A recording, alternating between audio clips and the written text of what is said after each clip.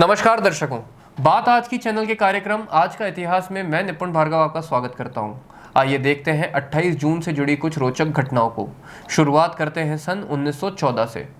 दोस्तों, 28 जून 1914 का दिन विश्व इतिहास में एक ऐसा मोड़ लेकर आया जो आगे चलकर विश्व युद्ध में बदल गया। उस दिन ऑस्ट्रिया हंगरी साम्राज्य के युवराज फ्रांज फर्डिनेंड अपनी पत्नी सोफी के साथ बोस्निया की राजधानी साराजेवो में दौरे पर थे। गावरिलो प्रिंसिप नामक 19 साल के सर्ब राष्ट्रवादी युवक ने उन दोनों को गोलियों से भून दिया था। 19 साल के लड़के द्वारा किया गया यह कृत्य दुनिया के इतिहास में सबसे विध्वंसक युद्ध, प्रथम विश्व युद्ध के मूल कारणों में से एक बना।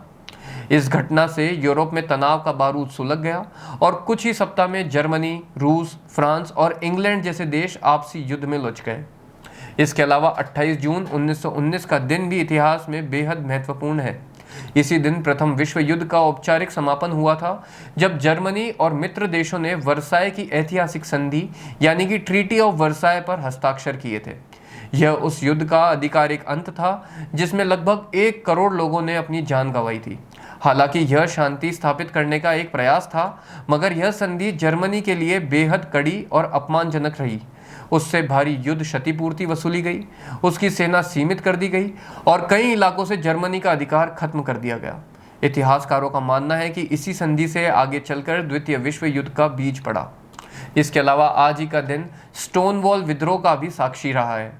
28 जून 1969 की रात न्यूयॉर्क सिटी में समलैंगिक समुदाय के लिए एक ऐतिहासिक मोड़ लेकर आई, जब स्टोनवॉल इन नामक समलैंगिकों के क्लब में पुलिस और नागरिकों के बीच झड़पें हुई।